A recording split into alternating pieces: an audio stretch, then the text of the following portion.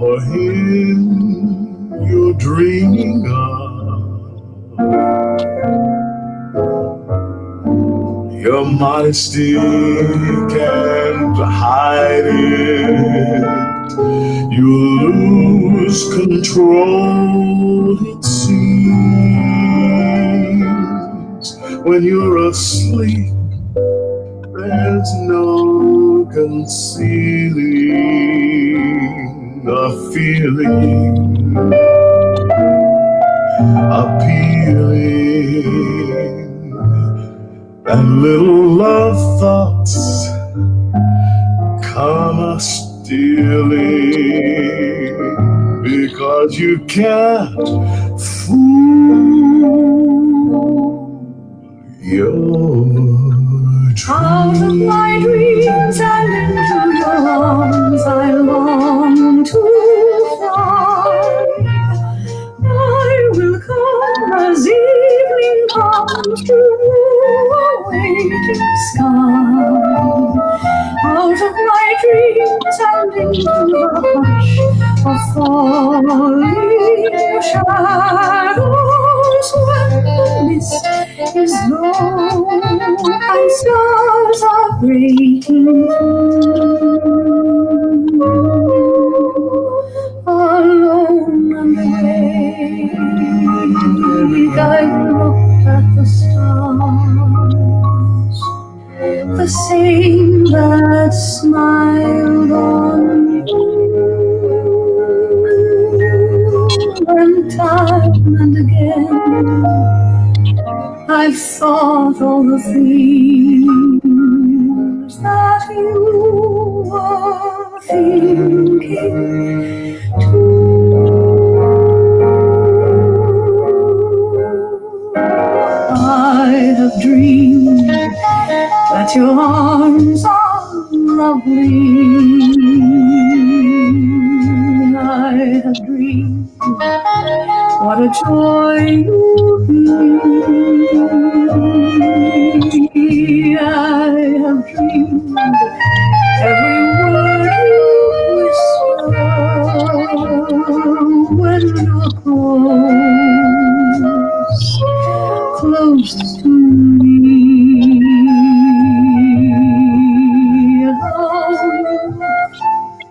In the glory I have dreamed and enjoyed the view. In these dreams I've loved you so that by now I think I know what it's like to be loved by you.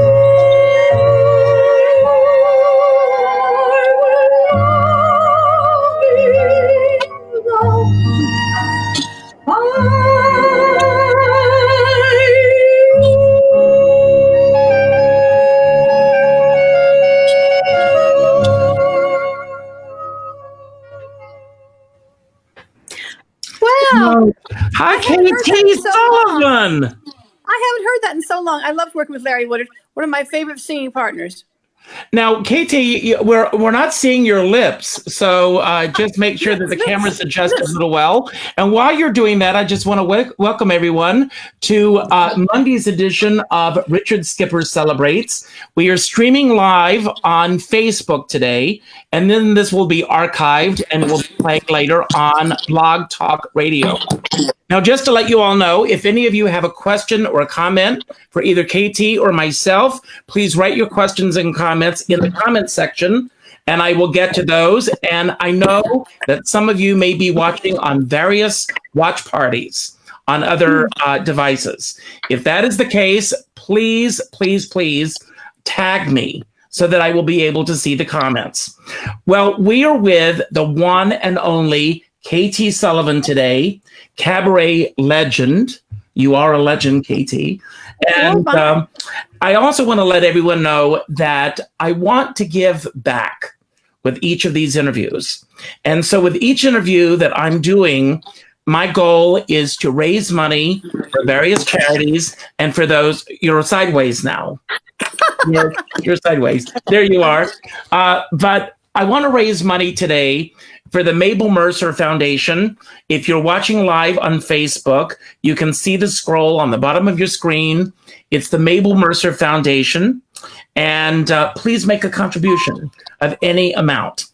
KT, before we start, I want to ask you the question that we're all wondering in the midst of this crazy pandemic. How are you? How are you? Great drawing. Well, what happened was, Richard, I've had a little, this opportunity of so many hours, we never had so many hours before. Mm-hmm. I decided I would start accompanying myself, since I can't have any accompanist up here, playing on Bart Howard's piano here. You've been to my apartment, and we all sing around Bart Howard's piano. And now there's no one allowed up here except my husband. He doesn't play the piano. So I have been learning to accompany myself, and it's been wondrous. I remember all those years my mother being so entranced with the chords and figuring out the right chord under each note. And now I understand what she was. It brings such joy, Richard. I'm loving it so much. I know that right now there's so many people, and the great thing about the positive thing that's happening is that everybody's getting out of their comfort zone, and everyone's trying new things. I was afraid of it, and then last week on Zoom, a Zoom party, I accompanied myself for the first time. I was so nervous because I'd never done it before, and I work with such fabulous pianists, as you know, like John Weber. When I just can't imagine doing anything like him, but I can do what I can do, and it gets better because of all these hours of practice. You've got all these hours. I will say this, KT, and I don't even know if you remember this. We've known each other now for almost 30 years. Can you believe that? Oh, God, yeah. And when you and I first met, and I was just starting to dip my toes into the water of cabaret, you gave me some advice that I repeat all the time. You told me have at least 5 people who know your show, so you're never at a loss. Do you remember telling me that? I think I do, Richard, and I think you've done that, haven't you? And I have that. I have different pianists. I work with Bill Zephyr, with Mark Nadler. James Followell did my Ladies of Silver Screen show. But you're right. Pianists aren't available all the time, thank God. If they're good, they get a lot of offers, and so you cannot. I remember when Julie Wilson lost Billy Roy. I remember that night. And he was her only pianist, her partner in crime, as she called him. And he had all her arrangements by ear, not written down. All she had were tapes that she played to Wayne Hosford, who was her first replacement, and later, of course, the brilliant Mark Hummel played for her. But that was hard. That's a hard situation to be in. And she had so many shows with Billy. I saw the Sondheim, the Cole Porter, all those wonderful, Rogers and Hart, all those wonderful shows were lost because Billy wasn't available. Exactly. I've got a comment for you, KT. It says to let you know that the Theater for the New City Lay Festival is planning to be virtual over Memorial Day weekend. Sure that you've been contacted, or you will be soon. Both of you, I guess you and me, keep doing your celebrating as best as we can and sharing.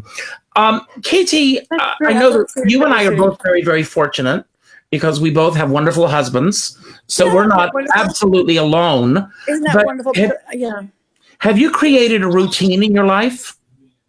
Well, what's interesting with this routine, I used to cook maybe 3 or 4 meals a day tops. Now I'm cooking every meal. So my cooking's getting better too. And I'm looking for variety wherever I can. So that is a routine of cooking all the meals, shopping once a week. Now it's going to be twice a week because it's not safe out there, as you know. With my gloves and my mask, it's still. I notice people at the drugstores are necessary, and the grocery store. People are frightened. Have you noticed this, Richard? It's frightening out there. It's very frightening. The people who work there are wonderful, and I then bless them for putting their lives in danger for this. Just like our postmasters are too, our postal workers, they're putting their lives in danger. But shoppers are nervous. Other shoppers are scared. Now, KT, have you thought? I mean, none of us really know what the future holds, but have you thought about how this is going to affect the future of cabaret in New York City? Of course. This is an intimate art, and now we're told not to be close. Yes. And even in big theaters, we're sitting close. I remember my sister Stacy was at a Broadway show about a few days before all this lockdown, And she said, this is not, she heard a few coughs. She said, this is kind of a dangerous place to be. So these things that we love being part of being close to people. And this is what we're told not to do. And this is scary. I think it also makes us treasure it more and want it more and miss it more and want it back desperately. So I think there will be a surge of people going out once this is over. Now, I know that you had a concert scheduled for the 16th of March. Did that go on as planned, or did it get canceled? No, yes, exactly. That it was the 17th. I had two. I actually had one the 16th. You're right, at the National Arts Club. That was canceled. And then the 17th. Oh, actually, that's right. I had the 16th and the 17th, St. Patrick's Day, and New York didn't celebrate St. Patrick's Day, and I was supposed to be at the Beach Cafe, and I know. I talked to my doctor, my throat doctor, and he advised me not to do it. He said, before everyone got frightened, around the 14th, people weren't really frightened yet, but he gave me good advice. He said, this is big. He said, my office is closed because I can't expose my people who work with me or myself to this. He said, cancel because this is big. And I took his advice. What was the first thing that got canceled for you? Well, the National Arts Club, I kept emailing Linda Selman at the National Arts Club. I said, are you sure this is on? Because things were being canceled and she hadn't canceled it. Oh, yes, we're going forward. And then finally, 2 days before, I think it was before, she notified me and said, oh, it has been canceled. There were people that lingered on as long as they could, as you know, because we wanted to go on. But then what was my big decider on canceling the Beach Cafe, because Dave really wanted to go, because I had a sold out house and the whole thing, was that I looked at the guest list, and my dear friend Kitty Weisberger, who's in her 80s, was going to support me by coming out that night. She was going to support me. I couldn't deal with that. I couldn't deal with that threat to her. I mean, I know. That was my big concern because of my demographic is 40 and up, and we both have the same demographic. Bobby Horowitz was coming. These people are. Bobby Horowitz has joined us here. She's on watching. Good. Hi, Bobby. And she was on that list with her son, David. And I wanted to sing for them, but I didn't want them to take their lives. I didn't want to risk their lives and their health by singing. They're being my fan. I adore, but because of their faithfulness, I couldn't risk that. I couldn't risk their health. And forgive me for asking this next question, but is the cabaret convention still scheduled to go forward as planned? Oh, yes, we've confirmed. I've heard that Lincoln Center is canceling even mostly Mozart this summer. But I haven't heard anything about cancellations in the fall yet. So I'm crossing my fingers. I'm saying my rosary beads, Richard. We're all praying that we'll go forward. And it looks, unless there's another wave of this, which God forbid, we should have a fall. I'm hoping to have an end of the summer. I'm hoping that we. Well, everybody that's paying attention or watching or will hear this later, stay home. You have to. Otherwise, we will be like this forever. Yeah, and we could have another wave, exactly. So we got yes. Now, on a happier note, your hat. Several people are commenting on the hat. When did K.T. Sullivan and the hats begin? Well, I wore this yesterday for Easter, but even with I had it on when I called the grandchildren. My husband, we have seven. I have seven. Grandchildren. They call me Grand Dame. And we call them on Skype, all the little families, and we were all singing together. Steve sang Easter Parade, which I was accompanying. For the first time, Richard, I'm accompanying because of all these hours of practice. I practiced in the East Parade, and Here Comes Peter Cottontail for all the grandchildren. And I wore this hat, and it was a big hit, so I thought I'd wear it. I had to wear my Easter Monday hat. I know there's a Maundy Thursday, but this is Easter Monday. Yes. Now, speaking of which, how is your mom doing? She's great. She was scheduled to celebrate her 90th birthday at Carnegie Hall on May 29th. That has been postponed until June 1st of 2021. Oh, okay. We can't wait. Yeah, Carnegie Hall lost a whole season. And they're rescheduling next year. My sister, Stacy, through the Mabel Mercer Foundation, was doing a tribute to Peggy Lee, which was going to be, was going to be on June 1st this year. We've rescheduled it for May 25th next year because that's the last day of Peggy Lee's centennial, since she was born on May 26th. Oh, that's wonderful. That'll be the last day of her centennial. And her granddaughter, Holly Foster Wells, has approved and likes the idea of celebrating the centennial into the end of the centennial year, which is next year. Now, Russ and I have talked about your shows and the fact that you have so many different themed shows. Do you know how many you currently have under your hat, so to speak? Well, now that I have time, I should count them, Richard. I never had time to count them. But my next show, Richard, now because of all this quarantine, is I want to do a show where I'm playing the piano. Oh, wonderful. Wonderful. And I'm learning like a song a day here. And I'm going to have a show where, and it'll travel well, Richard. You know how hard it is to travel with pianists. Or it's more expensive. The people who play for themselves get a lot of gigs out of town. So I'm hoping I can improve enough that I can perform as a pianist singer out of town easily and take my husband with me. Instead of taking a pianist, I'll take my husband. We'll go on vacation. Now let's go back to the beginning. You're originally from Oklahoma. Mm-hmm. And when you left Oklahoma, did you come directly to New York, or did you go to California? Or California. That's where all those TV shows are from, Richard. You've seen some of them. I was in California doing commercials, and I also did some theater being booked out of California, like what's it? Some Like It Hot with the Sugar at the Casa Manana Theater, or my first equity show was The Merry Widow with Roberta Peters. Mm-hmm. At St. Louis Municipal Opera, where I also did Brigadoon with beautiful Morrison, and then I did Carousel with Stephanie Zimbalist and Martin Vindovic. I did some wonderful shows. I did I did Little Abner with Joe Namath at San Bernardino City Clyde Opera. Lots of shows, but also commercials and TV shows. Then I got cast in a Hershey's Kisses commercial where they came to. Shot in New York, but they couldn't find the girl they wanted. I played this bride at a wedding, so I can't say I do until I've had a Hershey's Kiss. They couldn't find the girl in New York, so they came to Los Angeles, had tests, and that was my first trip to New York, 1980. All paid for, first class on TWA, staying at the Helmsley Palace. Now, I have a question for you, but first, a couple of things. I want to remind everyone, thank you all for tuning in today. If you can make a contribution, just out of appreciation for this program today, to the Mabel Mercer Foundation, KT would appreciate it. And we better keep the arts going on.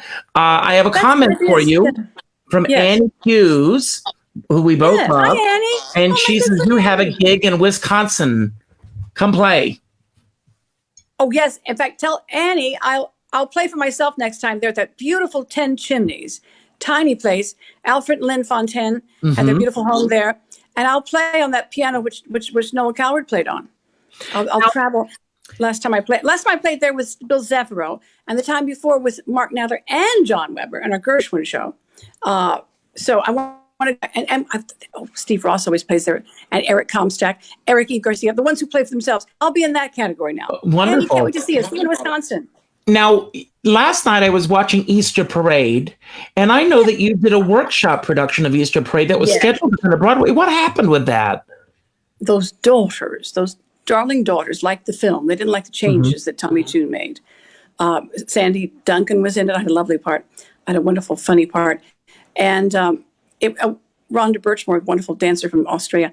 But he made some changes, and in fact, improvements. I think the improvements, but they like things the way they are. You know, that one, that show that runs forever every Christmas, that White Christmas, that thing that runs around forever. Mm-hmm. Those Irving Berlin shows that are approved by the Berlins family are very conservative. You notice that, Richard? They're very just like the movie type things.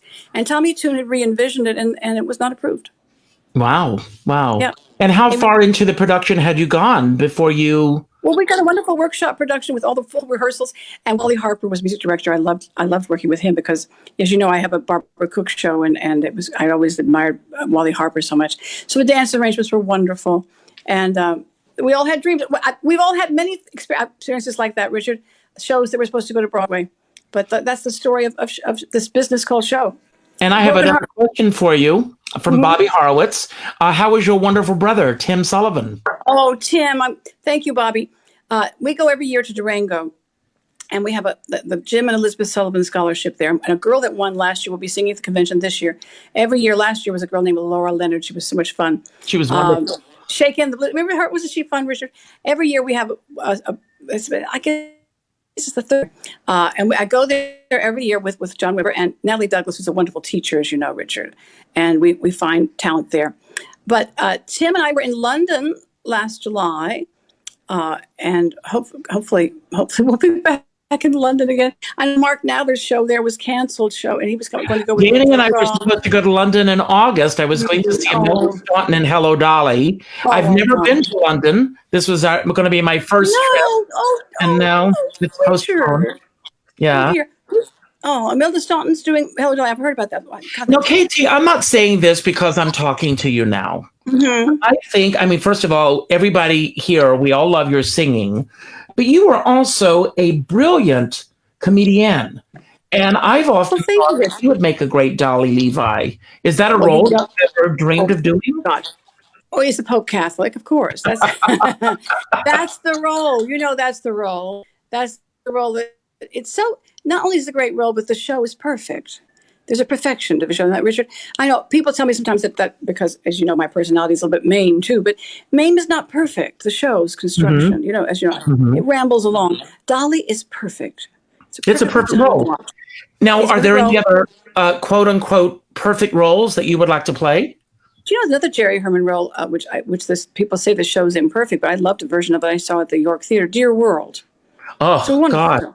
I love that score. Absolutely wonderful score. Gorgeous. Yeah. And I could see that. All the Angela Lansbury is wonderful. I wish I'd seen that show. Now, how do you divide your time, Katie, with your personal life, with your husband? Do you have a personal life? I think you do. With the Maple Foundation, with your shows. How do you divide it all? Well, I don't have to divide it now because I'm with my husband all the time. Is that good or bad? Well, we like each other. Isn't that wonderful, Richard, to like your partner? It's a wonderful thing. Yes. Yes, and it's a beautiful thing. And I feel sorry for people who are alone. That must be hard to be alone right now. But I've been cutting my husband's hair. Oh my God! Look at me! I need a haircut. Well, honey, you've got great hair. I'd love to get my hands on it. But there's things you can do when you're alone. But as you say, dividing your time when I'm not sheltered away here, it is difficult because I like to go out at night. I think I won't be. I don't know. I like staying in. I like cooking. I love working on the chords. So I think this time has made us more aware of what we really want to do and what we need to do and the things that bring us joy. Music brings me joy. And that's what this can. I think this can encourage more people to appreciate music. And once we do open up the gates here, I think we'll all be going out. Don't you think? Well, a couple of weeks ago, right after creating more music, I interviewed Marilyn May, and I said one of two things is going to happen. I think there's either going to be a baby boom, which may happen, not with you and me, of course, but there will be a baby boom. Corona babies. Yes, or the divorce rate is going to go through the ceiling. I've already heard it's going up, Richard. I've heard. Oh, you do? Because not everyone wants to be with someone all the time. I mean, we're lucky. We have people we live with. No, I've heard it's going up. I haven't heard with the babies yet. We have to wait for babies, but it's sad. Now, what does someone like Marilyn May do with it? Because she's so busy touring all the time. That must be terrible for her. I know. And and Frank says that he can't wait to get this mask off of his face. He just came in from doing his groceries. Do you wear a mask when you go out, KT? Yes. We started when the word came that we needed to. I did. Before that, we were told not to. Remember that, Richard? So they changed the story. Once they gave and I noticed that people appreciate it. People, when you are out, I only go out to buy groceries so when you do once a week or once every 2 weeks, people in the grocery store appreciate it. You see what I mean? It's a way of protecting people around you, even though because they don't know. We don't know. Who's had a test? Who's had a test? Now, is there a favorite spot? I've been to your apartment many times. Wonderful apartment. Is there a favorite spot that you have in your apartment that you just go to just be by yourself away from Steve? He's a wonderful man, but I'm sure there are moments where you just want to be by yourself. That's interesting. I love, actually, when I'm at the piano right here playing, Steve can be, he can listen in now and then, but that's really in my world, the world of music. And this music's going to save us, Richard. This music which saves us. And I am in my world when I'm playing the piano and singing. That's me. That's my world. Now, the interesting thing is, like, all of us are going through these learning curves. I've been updating my website. I've been doing all the things that I need to do. And before we were a little late getting started today because you were getting into this new world. We're on a platform called Be Live, and you got it. You're here. No. Well, thank you. I think it was not easy. Thank goodness for your friend Chuck who helped us through. Yes. Zoom is so easy. But I hear they've been infiltrated by all kinds of hackers. So yes, there's something to be said for something. Yeah. Hopefully that's a secure system. And I do want to mention that our sponsors are Casting You Lives and Nightlife Exchange. I am here with the wonderful, lovely KT Sullivan. As I said at the beginning of the program, if any of you have any questions or suggestions or questions, any comments, put them in the comments section. If you are on another platform doing a watch party, make sure that that you hashtag me so that I'm able to see those comments. And I also want to mention that we are hopefully raising money for the Mabel Mercer Foundation. So all of you, if you love music, if you love KT Sullivan, if you like me, please make a contribution to the Mabel Mercer Foundation. So KT, with all the things that you, obviously it's the performing that you're missing, but are there aspects of your life that you are appreciating now more than ever because you realize that those things are so precious to us? I want to be taken to lunch. When this is over, I'm going to take you to lunch. It's a promise. Thank you, Richard. Do you remember that scene in Private Benjamin when Goldie Hawn in that Private Benjamin scene where she's in boot camp and she accidentally gets in boot camp and she has that helmet on and it's raining and there's mascara streaming down her face and she says, "I want to be taken to lunch." I've got a comment here for you. Yes. From Steven Saltzman. He says, "I live alone and it's been very difficult, but I do realize there are people suffering from being stuck." In quotation marks, at home with other potentially grumpy people. Yeah. Well, I will say this: Danny is not grumpy. Well, is Steve grumpy? Well, Steve is not either. Steve is not. I'm so happy. He's a happy person. That's a gift, isn't it? To be look on the bright side of life. He's that kind of person. I'm moving I was sitting on this music, and I moved the music because. You're creating. The sun has come out. Richard, do you see the sun has come out? Do you see the view here? Oh my God, yes. The sun come out. The sun come out tomorrow. Do you see it? See it? The sun is coming through the clouds. Look for the silver line. Whenever a cloud appears in the blue. You can see my apartment here. This is remember Hope Hardcastle? She gave me that. And oh my God, I missed Hope Hardcastle.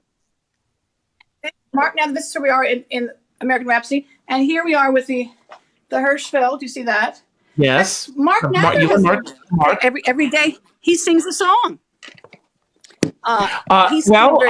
You yesterday, and I'll mention this, and if any of you want to be a part of this, please do. I'm going to do a plug for myself for a moment, but I've started this hashtag Stay Home campaign. You did one yesterday, which is brilliant. Yeah. Mark Nadler did one for me today, which is going to go up tonight. So thank you both for doing that. Bobby Harwood says, "I'm so glad that the Mabel Mercer site name is being shown so that we can make donations. Please do, everyone." Warren Shine says, "Please make a donation.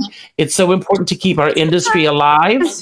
Corinna says, "Steve is the best. He truly is." And Warren Shine says, "We love Danny. He's so nice." How did you and Steve meet? I know how you met, but some of our listeners may not know. Well, it was a benefit in Weston, Connecticut. You know, Richard, we do a lot of benefits. Mm-hmm. This is from the American Musical Theater Fest with Timothy Jerome, and I was visiting my sister. Stacy was out in LA at the time, and he invited me to do this benefit. And I thought, oh shoot, not another benefit. I'd rather stay with my sister some more time in LA. But then I thought, oh shoot, well, why not? So I came back, and that was the same night I met Sandra Lee. She was there with actually a bunch of theater people. I love her. She's wonderful. So Steve was there. She's a director on a few of our shows. So Steve was there with a young date, and I could tell there was nothing going on because we know better.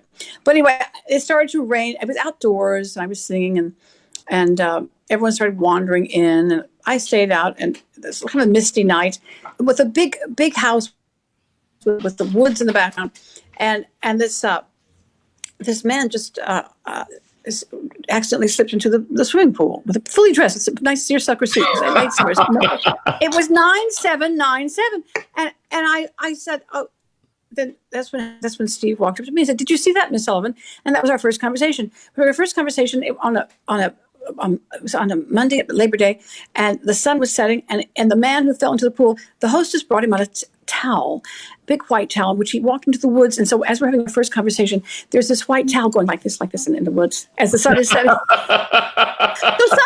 So someday I will meet that man and thank him, Richard. I don't know for falling in the pool. It inspired our first conversation. But I remember looking at Steve, my husband, my future husband's eyes, and thinking, this could be the one. Mm-hmm. And I remember his eyes looking at me, and I could tell they were thinking the same thing. Now, Katie, I've never thought of you as being the Scarlet Woman, but when you got married in a red gown. See, I have a reddish color on today. Yes. Now, why did you choose red for your wedding? Well, I heard the Chinese brides wore red. I also remember Joe Holloway, Mark's friend Joe Holloway. Oh yes. He said when he heard I was going to get married, I was thinking maybe purple. I didn't want to wear white. I was going to wear. I love color. I love color. So I was thinking maybe purple or chartreuse or something, anything, maybe lavender or something. But he said, why don't you wear red like Jezebel? Remember the Betty Davis movie Jezebel? I introduced Jezebel at the Turner Classic Movie Film Festival. Oh, so you know what I'm talking about. So anyway, that was inspiration. And my dress designer, Roz Goldberg, said, she said, red. Oh, she said she loved the idea. As Charles Bush said, who attended my wedding, he said the dress was very MGM, but the veil took it right over the top. I also had a red veil. Wow. Now, do you have, who are some of, with all due respect to everyone here, are there new people on the scene, in the cabaret scene, that you're really crazy about? Well, have you seen Anais Reno? Oh, yes. Yes, she was the winner of last year of the ELAL competition. And the year before, coming in second, was Hannah Jane Peterson. I'm sure you know Hannah Jane. I do know Hannah very well. Ari Axelrod, have you seen Ari? He's good. Yeah. Yes, he was in my class in Chicago. I think Joshua Lance Dixon is somewhat young. He's taken some time off. He's in Alabama now. I love Joshua's show. That one about the Rat Pack, isn't that good? And there's America Amoroso. Do you know America? Oh, yes. I know all of these. And then Zachary, the one who came in first this year at the Mama's Big Talent. Have you heard Zachary? I've got Rhea Pillay. Now, you mentioned earlier before we went live that you did a Zoom event the other night. Have you thought about doing some Zoom workshops? There are a lot of people here who I think would love to be a part of that. I don't know. It's difficult, isn't it, Richard? You're very good on these things. You're very warm, but I don't know. I think maybe Marilyn's teaching by Zoom, or is she teaching classes? I don't know. Has she done that yet? My friend Bradley Jones works with a vocal coach on Zoom from London, someplace in England or something. I guess you can teach on this. It's a new world. Who knows? I know Natalie's a great teacher, Natalie Douglas. I love being present. So people, I miss it so much. Don't you, Richard? There's absolutely. Oh my God. Now, you came to New York originally to pursue a career as an actress. Am I correct? Yes, I was dream of a Broadway career. Yes, and I did study acting with Nina Foch in L.A. And yesterday, I don't know if you know this because these things pop up in my feed, but yesterday was the anniversary of your opening night in Gentlemen Prefer Blondes. Oh my gosh, I didn't realize that. Thank you for reminding me. My goodness. That was How do I know these things? How do you know these things? You and John Weber. John Weber knows the dates of it. Oh, I know. Corinna Sowers Adler has a comment. She says she uses Zoom for all of her classes. Takes some getting used to, but it's great for where they are right now. So it's something that you might consider doing. That's amazing. I hear that Jim Caruso is going to be cast party tonight. Yes, he does a cast drama party. Did it start last week? I missed it last week. I missed it last week as well, but I think I might tune in tonight. Is it Facebook? You can go Facebook.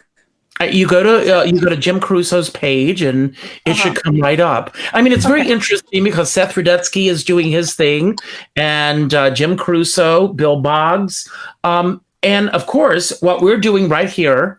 Every news outlet on television is now reporting the news this way. It's a new way to live life. I notice it. It's very difficult to sound too, the echoes and all kinds of things. It's very difficult, but they're doing it, and it's it's interesting to see people's apartments, isn't it?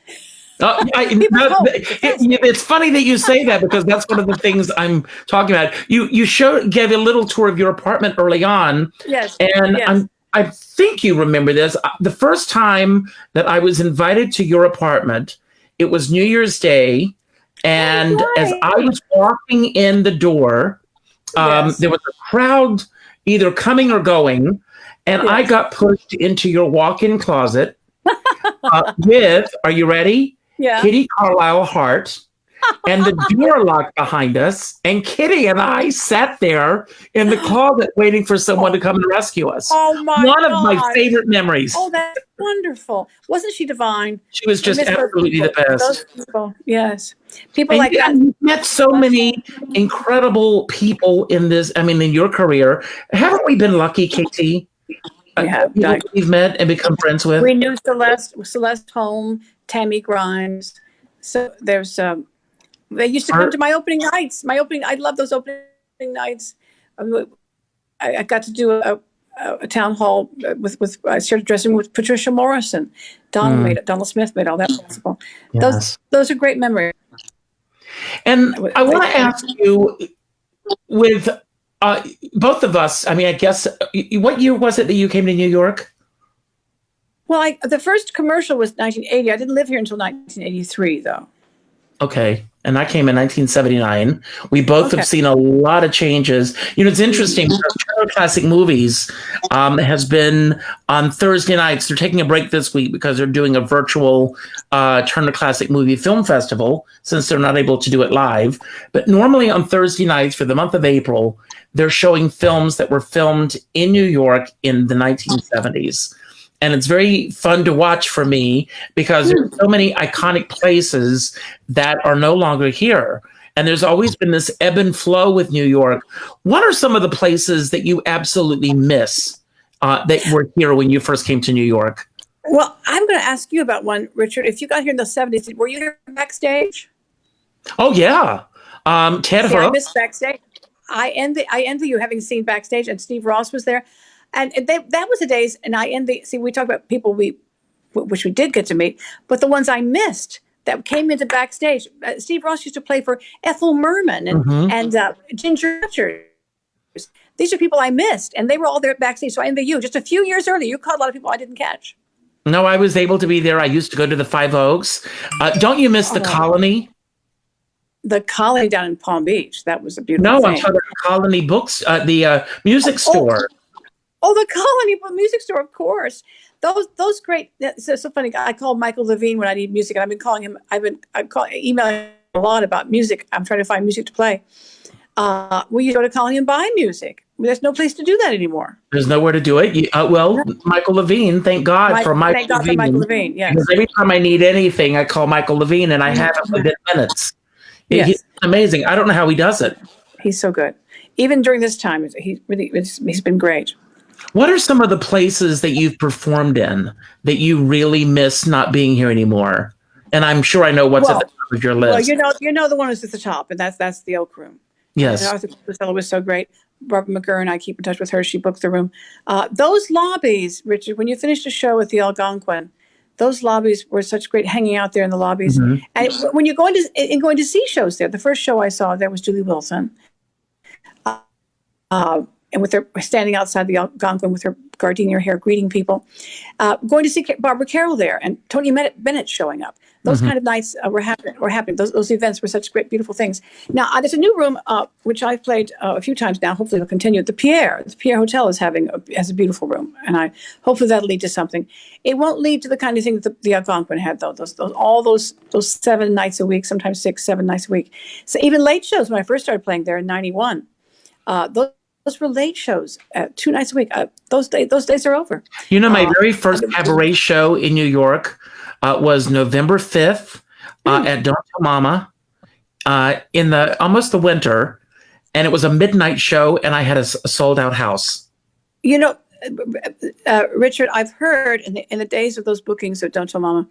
So you were here by the late 70s, even early 80s. Karen Mason told me that the late shows were the ones people wanted to have. Exactly. People stayed up later then. People Yeah. stayed up. They stayed up later then, and they would fight for those 10, 11 o'clock shows.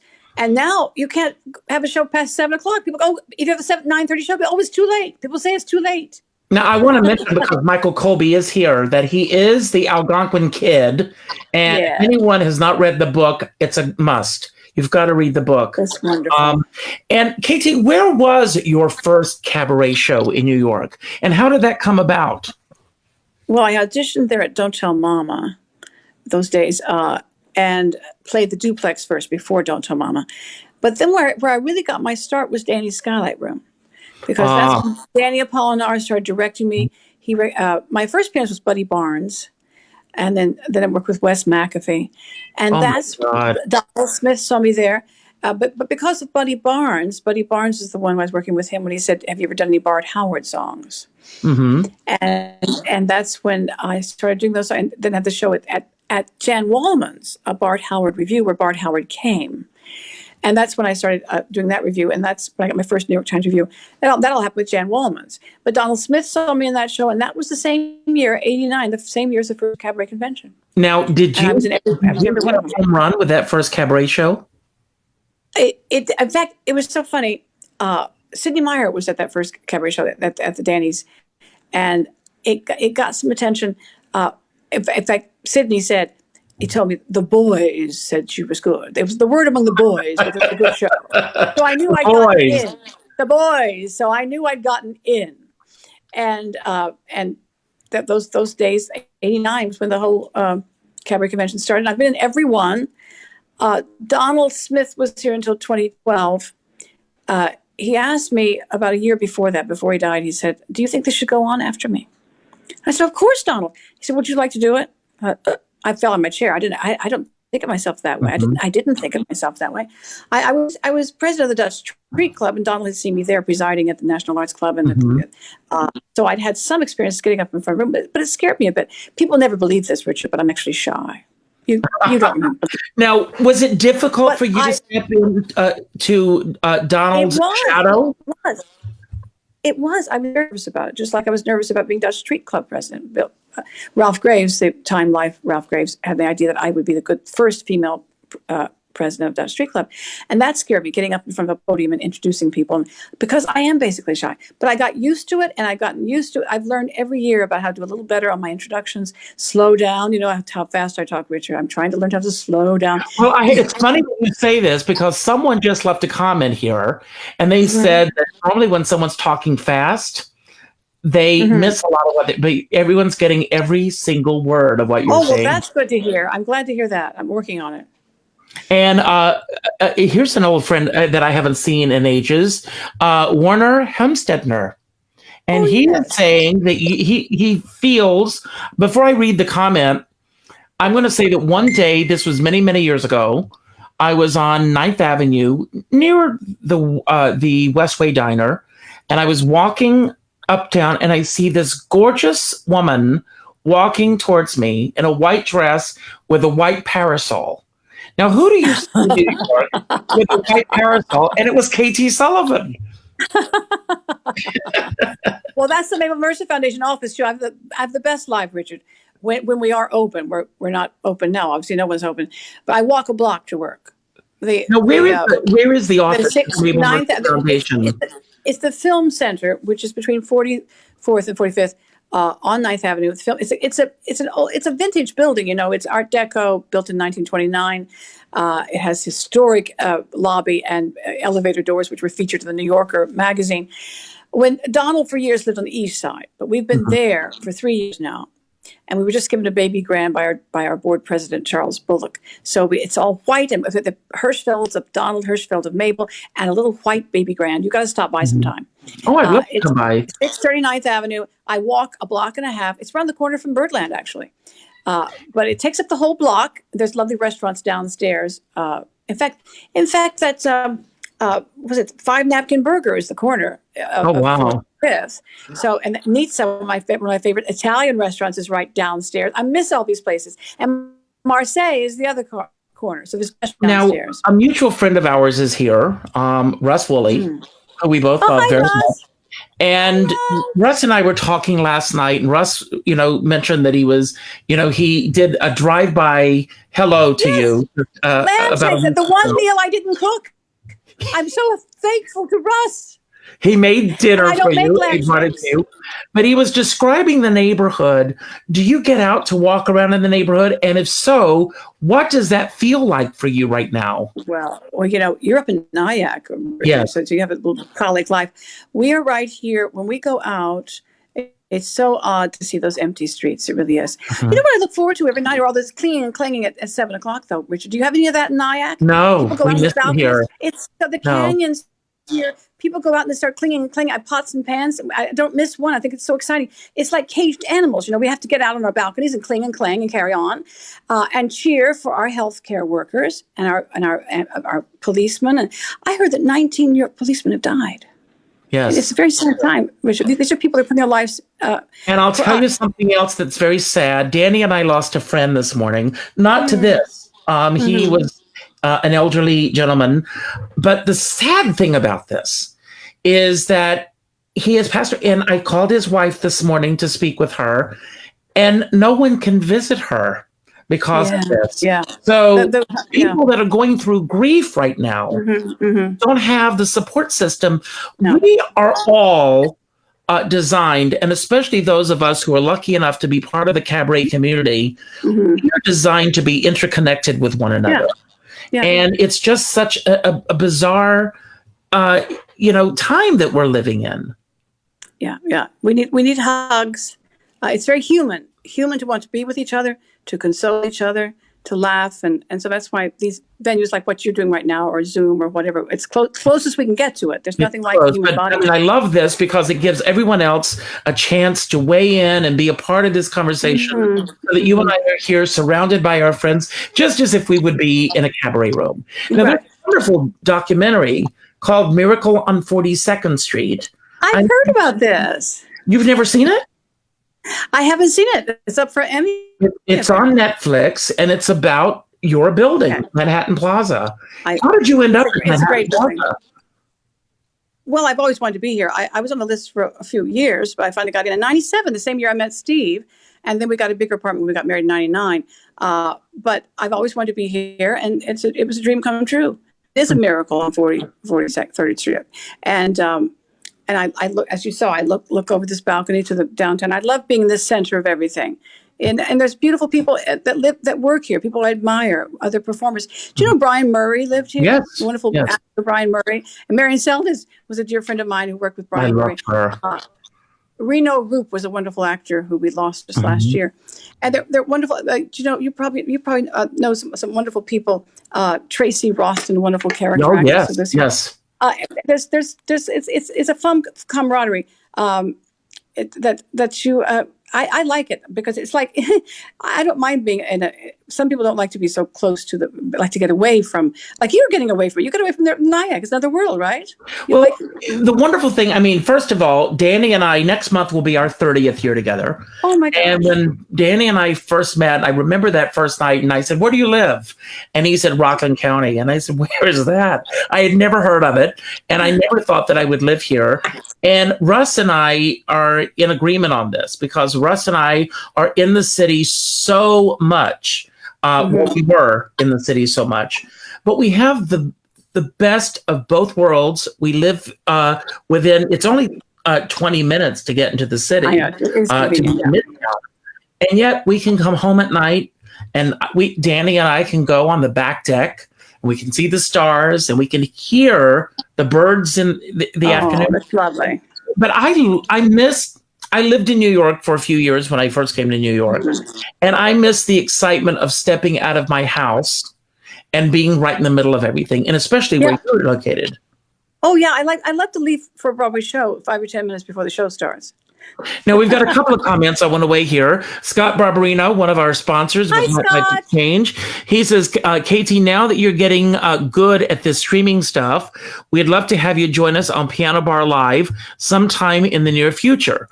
And for those of you who do not know what Piano Bar Live is, every Monday night at 7 o'clock, now it's live from, it was live from Brandy's, and they won the MAC Award this year for, I think, outstanding review. I think so. And they also won a special award for show of the year. Have you been a part of Piano Bar Live? I was going to, and it was canceled. I heard it's wonderful. Isn't it Michael Mackesy? Is that who does it? Michael Mackesy. I think Jeff Harner's done it before. It's a great idea, and I hope to do it. Maybe I guess he's streaming from wherever you are. I could do it from right here if I can get my. Well, I'm sure he'll tell us how it's all being done. I did for you. I can and play also, for myself. Russ Woolley mentions two other people who live in Manhattan Plaza: Danny Whitman, of Broadway Cares, and Sherry Sano lives there. Yeah, yes. Maybe we're telling people where people live. Hopefully, no one wants to get a subpoena to either one of them. You know, Jackie Sanders. Sanders lives here too. She's a wonderful singer and actress, and her husband Bill, who's a wonderful musician, toured with Liza Minnelli and Barbra Streisand. Yeah, real actors, singers, musicians. So we're all here together. We're very happy to be here. And the funny thing is that when you've got to watch this documentary, because when Manhattan Plaza was being built, everyone, they called it New York's Folly, because they said nobody will go beyond 8th Avenue. Right. Because it's such a different neighborhood. Mm-hmm. What is the biggest change that you've seen in the neighborhood since you've arrived here? Well, I do miss the little mom and pop drugstore. Very Italian.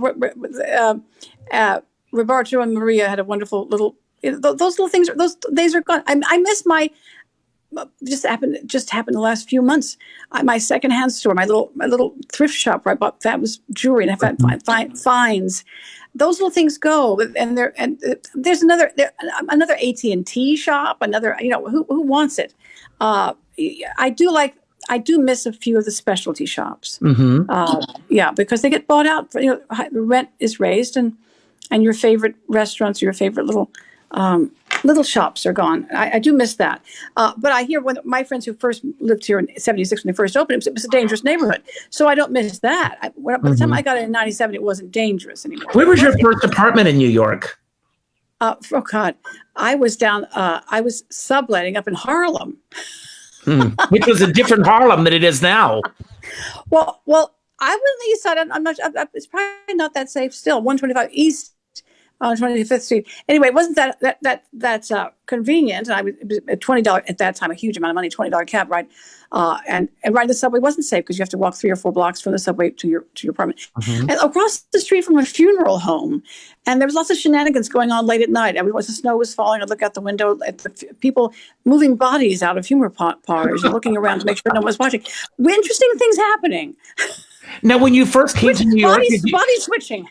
Did you have a roommate when you first came here? Yes, Eric Gillette. I roomed with, of course, he was on the road with the circus at the time. I had a friend, Mauricio Bustamante, who's now in Brooklyn. We were first here together. We have to do that, don't we, Richard? You know about those early days. You have some quite. Oh my God! All throughout the '80s. We do.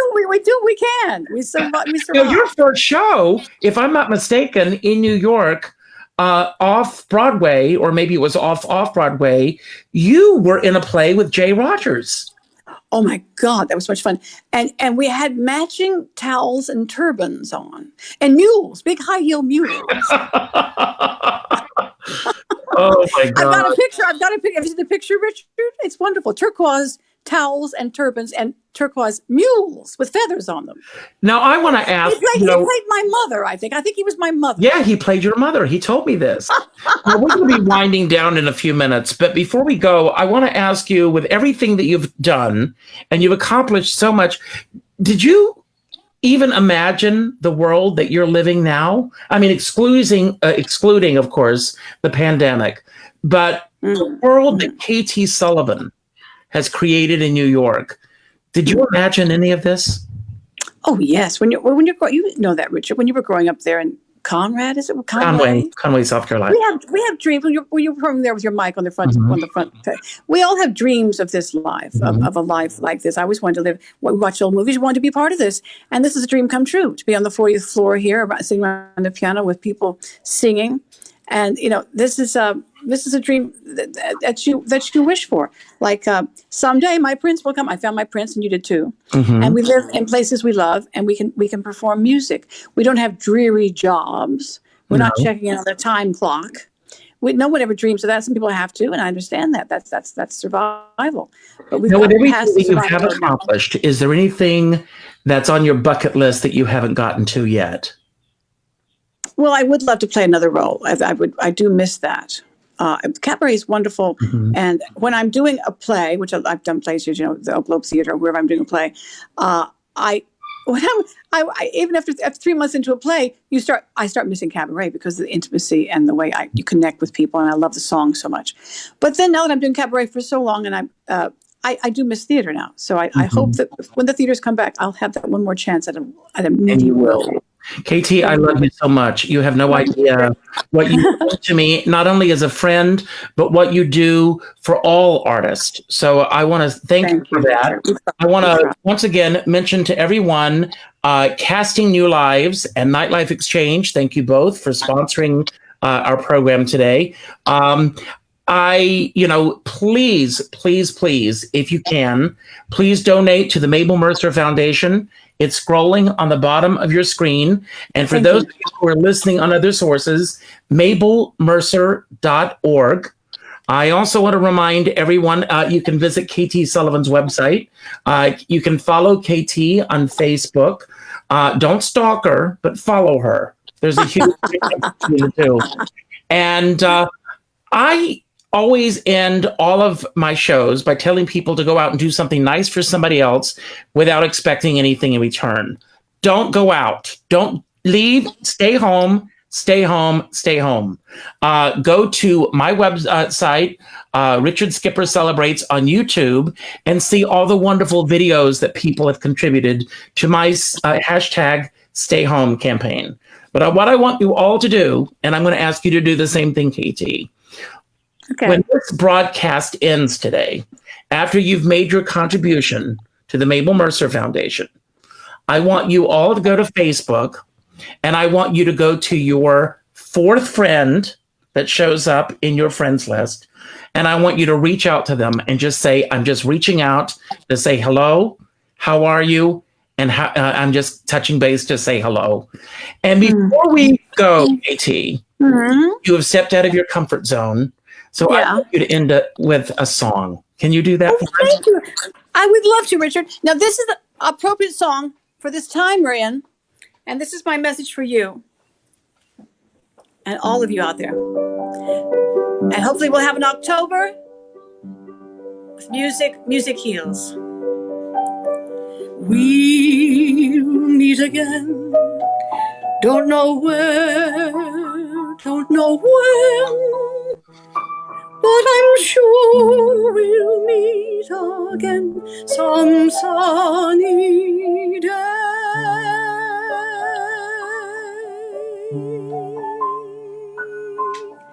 Keep smiling through, just like you used to do, till the blue skies drive the dark clouds far away.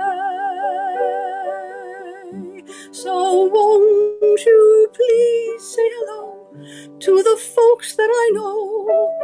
Tell them I won't be long. They'll be happy to know that when you saw me go, I was singing this song.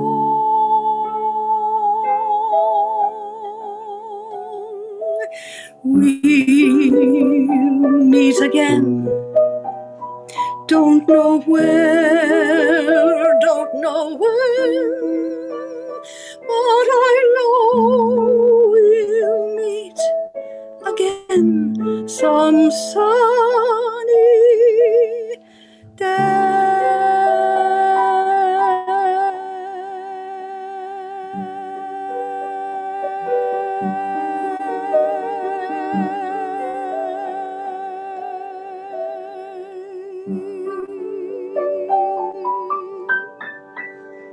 We'll meet again, Richard. We will. I love you, October. KT. Goodbye. Love you. Bye-bye, darling. Happy summer. You too. Spring will be a little. Thank you all so much for joining us. I want to remind you, next Monday night at 5 o'clock, my very special guest will be Allison Arngrim, Nellie Olson herself, from Little House on the Prairie. I don't know whether we will be streaming live here with Nellie or not, Allison Arngrim. I will ask her, but we will be on Blog Talk Radio next Sunday night, 5 o'clock. Thank you, Casting New Lives and Nightlife Exchange. Till next time, keep thinking those good thoughts.